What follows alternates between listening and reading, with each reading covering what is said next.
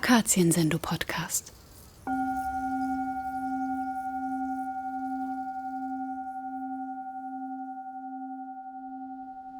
So I want to start by saying good morning to all of you. Thank you very much for being so generous as to invite me into your half-day or one-day sitting. And I reciprocate by inviting you into my home here in Berlin. That's where I am right now. And before I sat down, I followed an impulse. I took off my brown rakusu and I put on the first rakusu I received long time ago in 1994 at San Francisco Zen Center by my teacher, Reb Anderson. And I'm not sure why I did this, but I think I want to simply express I'm like you. Yes, I'm an ordained Zen priest, but basically the way I have been practicing here in Berlin in the last 12 years, I'm a householder.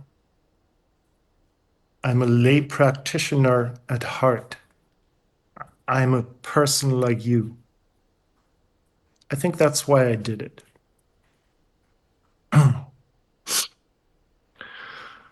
Also, before I say more, I want to say thank you very much for your patience with me, especially for my German English. I don't speak English on a daily basis anymore, and I'm getting old, so I might be struggling for words. So thank you very much for listening to me and for your patience. This last Thursday here in Berlin, it was a public holiday, May 8th, the end of the Second World War. We call it Day of Liberation, and I think many other countries in Europe celebrated this day as a day of liberation, very specifically the day of being liberated from German fascism, from Nazism 80 years ago. And I basically spent a very leisurely day kind of meditating or thinking about or talking to myself about what actually are the causes and conditions for peace. And then around 6 o'clock Berlin time, I felt like watching the news. And I turned on the news, and the first message I got was that Pope Leo had been elected on that day.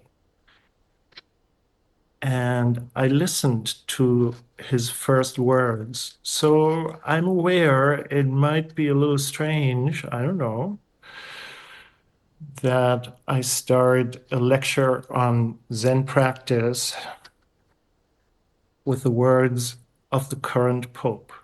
I hope that's fine. So here they are. Peace be with you all. And by saying that, and maybe some of you know this, he basically quoted Jesus Christ. So he quoted something that Jesus Christ said to people a long time ago. Peace be with all of you. And then he continued, I too would like this greeting of peace to enter your heart, to reach your families, to all people, wherever they are, to all peoples, I think he meant nations, to the whole earth. Peace be with you. And a little later he said, this is an unarmed and disarming peace, humble and persevering. And then he said, evil will not prevail.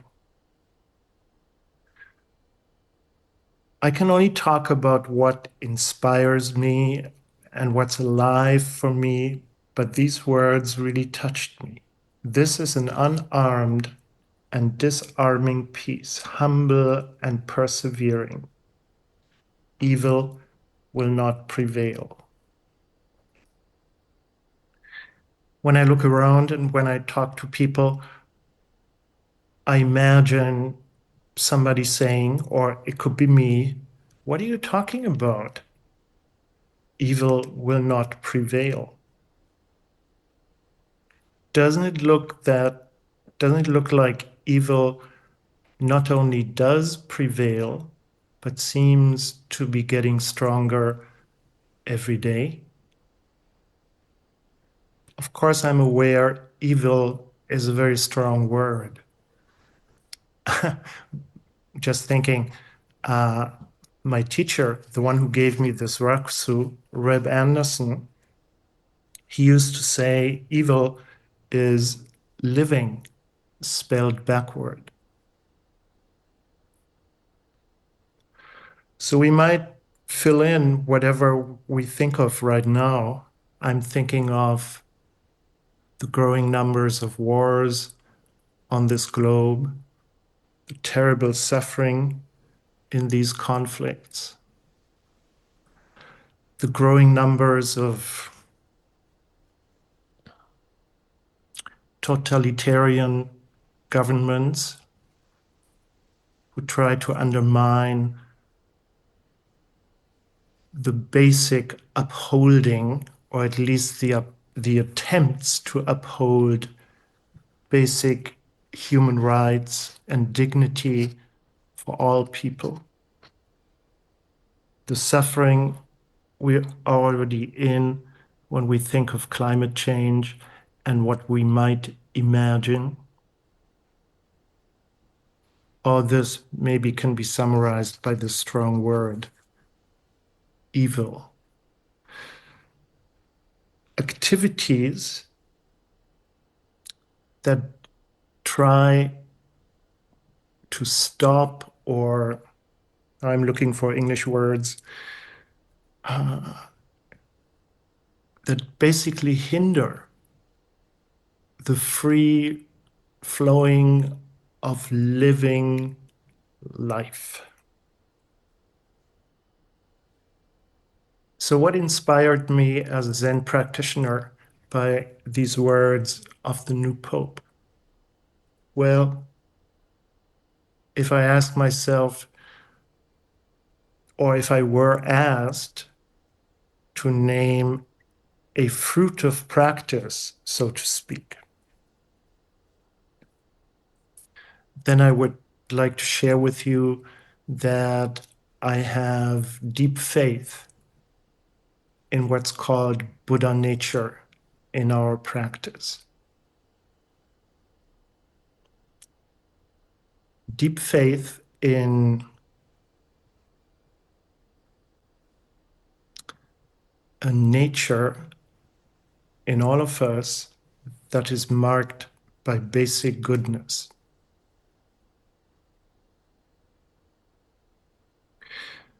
If I look into my immediate experience, yes, there's the turmoil of thoughts, challenging, difficult emotions. There is a feeling of separation. All this is happening in daily life. But tentatively speaking, when I look deeper into my experience, I find this basic goodness. All life wants to feel safe and be free and happy. And of course, this basic goodness, let's call it Buddha nature for lack of a better word, cannot only be in me, but it is something that all life shares. So, in this sense, I would also say, and I will say more about this, that evil cannot prevail because, to put it very simply, goodness and kindness are stronger forces. And maybe I'm quoting the new Pope because this kind of insight doesn't only pertain to Zen practice. Basically, I want to share with you that I believe that all beings, I can only speak about human beings right now, all human beings, in my understanding, are on this path to realizing basic goodness. And there are many paths. There's a Zen path, there are Christian and Jewish paths, indigenous paths, there are the paths of art, there's the path of science and neuroscience, you name it. There are many paths on which we humans can realize that we do not live separately on this planet, but that we always live in a seamless fabric of life which cannot be broken and cannot be disturbed, disrupted, or killed. So, in this deep sense, I would also say to you, and we can talk about this a little later, that evil, anything that disrupts, that tries to disrupt the seamless fabric of life, that evil cannot, not only will not, but cannot prevail. I also try to be a realist, and the realist would say, yes, everybody, I think, is on this path, but sometimes either individuals, but sometimes also collectives or whole groups of people use what I would simply call unwholesome strategies to realize this path. So they veer off. But it's also my faith they will come back. Now, I also want to share with you that when I speak of faith, my deep faith or trust in Buddha nature, it's not just something I believe because I heard it or read it in books, but I feel we have this wonderful practice in which you just engaged, practice of Zazen, which can give us a validation or a taste or realization about the fact that basic goodness is, so to speak, the deepest layer of the human mind. Of course, also there, I want to be realistic. You heard it. It has been said many times that Zazen is this practice without steps and stages. I think that's true from a certain viewpoint, the absolute, but relatively speaking, I think there are steps and stages. So the first step, and this might be the first step in every sitting we devote ourselves to. The first step is acknowledging and witnessing where we are. So, for example, if there is pain and dread and desperation, the first step is over and over again to become intimate with pain, dread, and desperation. And maybe Zazen practice is sometimes not enough because it's really challenging to become intimate with difficult emotional and intellectual states. So I just want to say briefly, we live in a culture now where I think many wholesome and helpful practices can accompany our Zazen practice, including therapeutic practices. But I think this is an important point because I think for many years in my own practice, I wanted to get somewhere and I didn't want to acknowledge and really feel the pain that was happening in my life. So Zazen is, in my eyes, a deep practice of transformation. But the paradox of transformation is we need to start where we are. We fully have to accept what is happening right now. Then, and I want to call it a step, we can maybe listen to the teachings. Like what comes up for me is a line in the Jewel Mirror Samadhi, which maybe some of you know.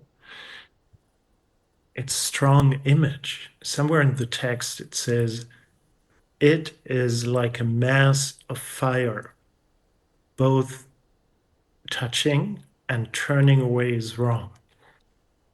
So typically Zen, it uses metaphor, mass of fire, and also it says something is wrong, but it doesn't tell us, well, what might be right or what might be neither right nor wrong, but what might be appropriate.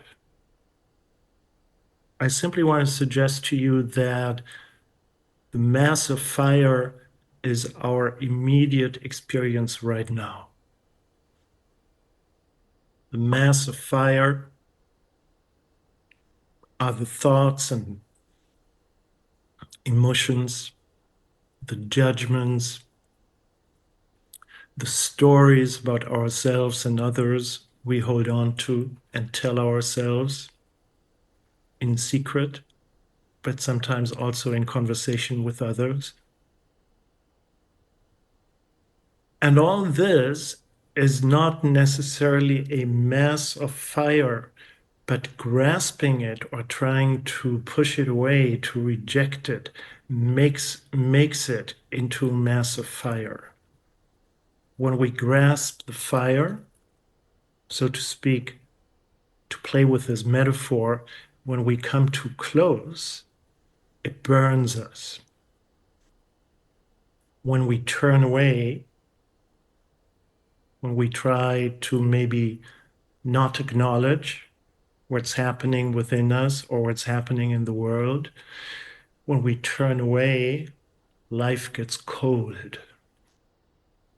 So the way I understand this meditation instruction is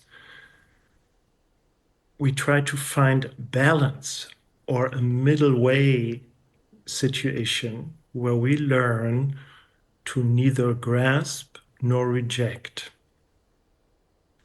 Another way to talk about this is I would describe mindfulness, to use that term, as learning to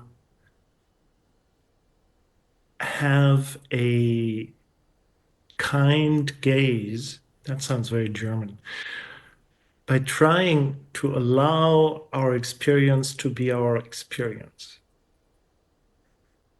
I think we learn to look kindly at what's happening. So we have a kind inner perspective on our experience, which is the embodiment of not holding on and not rejecting. And over, practicing kindness in this way with our direct experience. So, what I'm suggesting is if there is anger or wrath or any other strong emotion in us, uh, the fire would be to completely be identified or swept over by these emotions. But we can practice what Reb Anderson called uprightness. So, an inner stance, an inner posture. But this inner posture has kind of emotional tone. It is a very silent, still kindness with which we witness and acknowledge what is happening right now. That's how this afternoon, it's afternoon here in Berlin, of course, this is how I would describe the core of our Zazen practice. Now, if we do this, if we practice like this, and a little later, let's talk about if that makes sense to you, or if this is how you practice, or if you practice differently. I'm interested in hearing from you. But this kind of practice that could also be described as not identifying, but also not disidentifying with what's happening right now, basically is the gate to witnessing, entering, and realizing basic goodness, and in turn also, because it's in us, witnessing, realizing, and acknowledging that basic goodness is the Buddha nature that prevails in all of life. And also, still thinking of the Pope, let me look at the quote again because I haven't learned it by heart.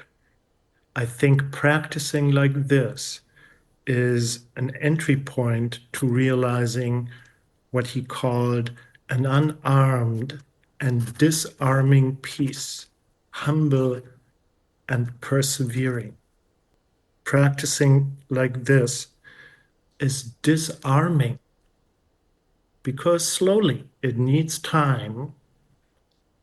It dissolves our deepest conditioning of either grasping or turning away. So now allow me to say a few words about fear and desperation. A few words about fear and desperation. I can only fail, but I'll try. So I'm far away from you. But when I talk to fellow practitioners, especially to younger people here in Berlin, I feel over the years, over the past 5 years, there has been a growing sense of dread and fear vis-a-vis what is happening in the world. Now, this is not a political talk. I will not talk about politics in a Zen talk. But I want to say this. I think all totalitarian ideologues, they work with and they work successfully with basically injecting fear, dread, worries, and desperation into human minds. To put it very simply, I think they assume it's a way to control us and to make us surrender. I'm very aware right now that I'm saying this in the middle of Berlin because right here where I sit, basically in this city, German fascism was very good at this, unfortunately. It was very good at occupying people's minds, instilling into the human mind notions of fear, dread, etc., etc., as a means to control people. And I'm going far now, but I want to say this, and to make almost an entire nation into what an American historian called Hitler's willing executioners. This happened right here. But it also ended right here. Evil did not prevail. So, why do I bring this up? I bring this up because I think these days, or I've been thinking lately, that our wonderful Zazen practice or Zen practice has almost, I want to be careful, has almost subversive qualities because in Zen practice, we can learn. And I think in these days, it is really important to learn this, to deoccupy our minds. Maybe this word sounds strange to English speakers. I kind of like it because I think it makes a lot of sense on many different levels of what I see happening in the world right now. And deoccupying our minds doesn't mean to ignore the world's cries and the world's crises. It doesn't mean that.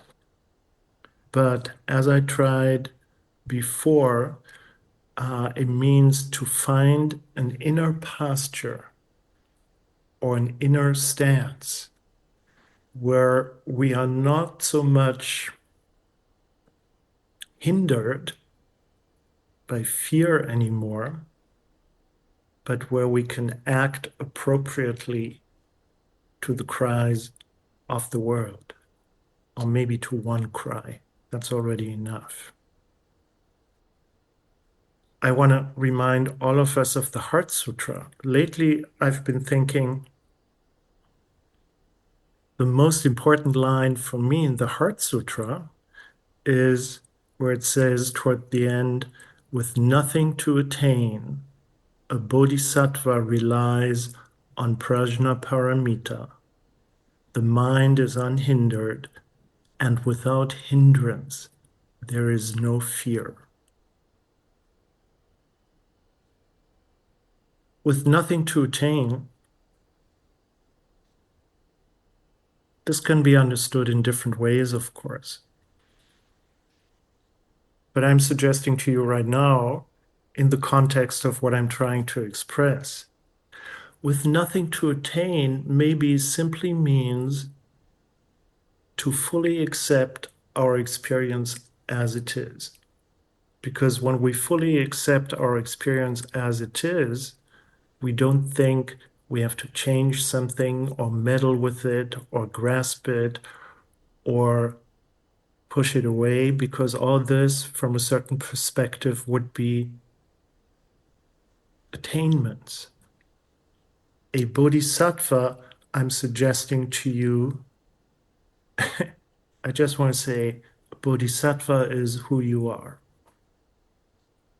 And a bodhisattva, I want to find a careful way of saying this, to acknowledge our experience. A bodhisattva finds practices and ways of working with fear so that we are no longer hindered by fear.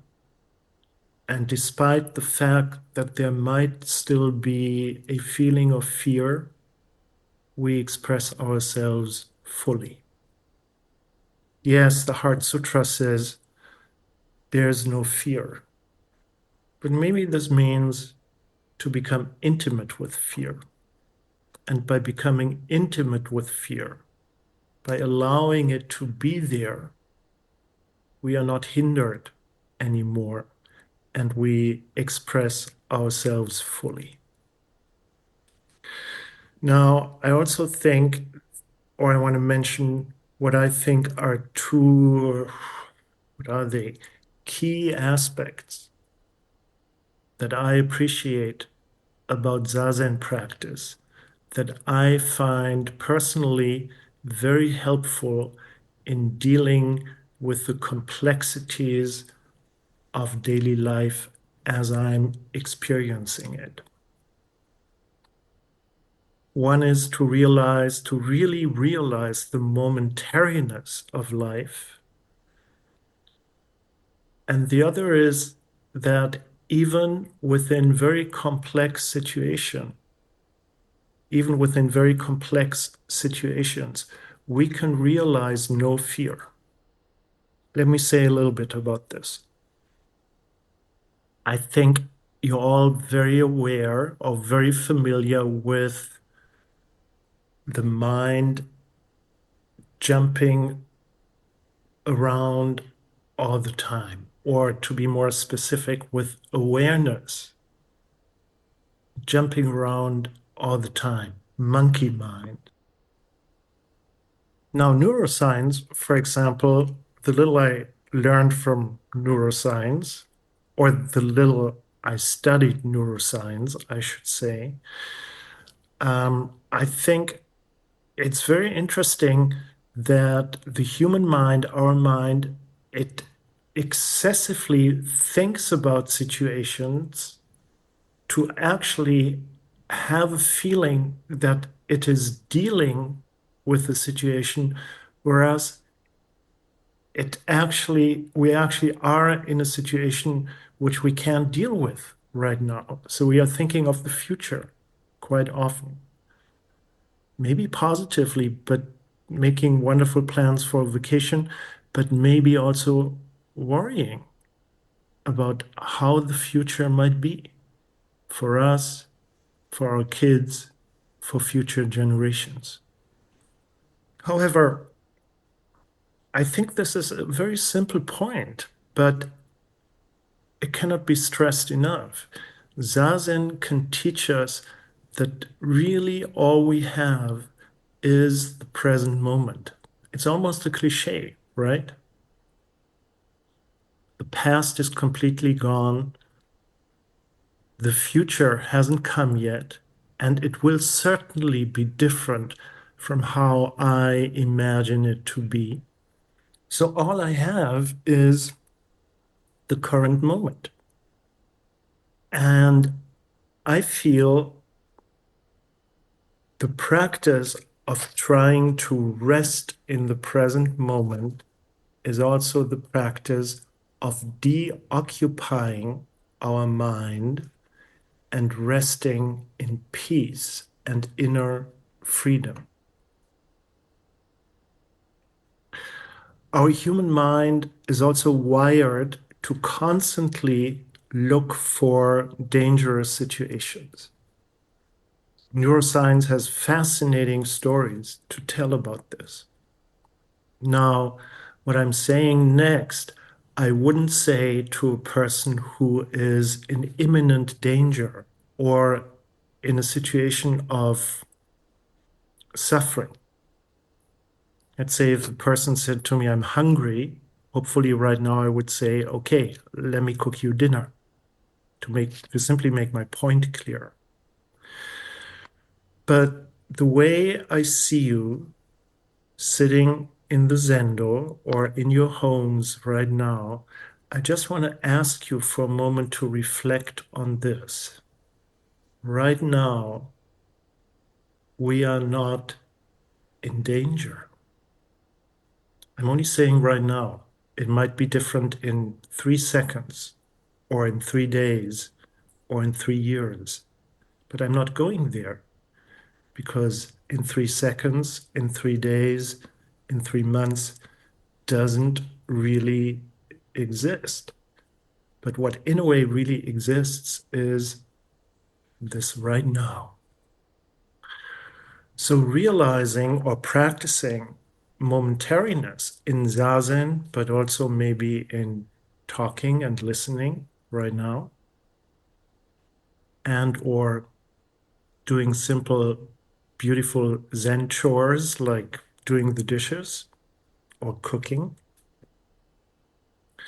I think if we consciously stay in the present moment, which, yes, is difficult, but it is possible, we can realize no fear. We can realize prajna paramita, and thus the mind is unhindered, and without hindrance, there is no fear. I'm aware I talked a lot about Zazen practice. I do this because I think it's foundational. But of course, it's not the end of Zen practice. And you all know this. From the cushion, we get up and face our daily life. And as I tried to point out in the beginning,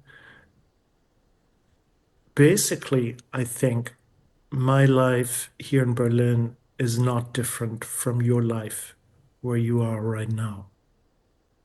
It's basically having to face not the same, but similar situations. Finding my way in a world that I perceive as being more and more complex. But cultivating this mind that sees the momentariness of all of life, and especially in this momentariness, sees the deep connectedness of all of life, the seamless fabric of all of life.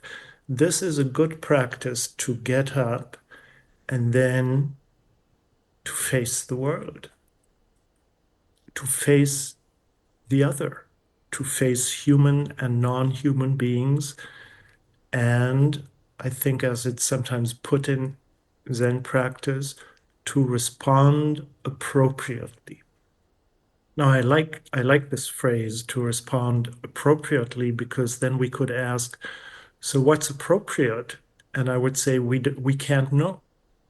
We can't know because what we are facing is always new. And because it's always new, momentariness, it asks for a different response compared to my last one. So what is appropriate? Don't know. However, I would say to bring up one quality that I appreciate in Zen practice, to respond kindly is always appropriate. If we understand that to respond kindly doesn't mean that we always agree with what, for example, another person expresses or how they act in the world. And maybe I bring this up because I recently read a letter by Jiryu, who's the current abbot at Ringosh Farm, San Francisco Zen Center. It can be found on the San Francisco Zen Center website, Abbot Jiryu. It's on kindness. And Jiryu starts with these words. He says, I've been aspiring these days to the practice of kindness, kindness in defiance of cruelty, refusing the pull toward cynicism and numbness, kindness as an expression of awakening, a celebration of the intimacy and mystery of being alive together with all beings and all things. Kindness as the flow of our innate deep vow, kindness that rises from the core of our being, kindness that rises from the core of our being. And just reading it, I would say kindness as the activity of basic goodness, kindness as the activity of Buddha nature, kindness as an activity that brings unarmed and disarming peace, humble and persevering. Because if we can see it, kindness is very strong. And because often in the situations we are in, it is not expected, it is truly disarming.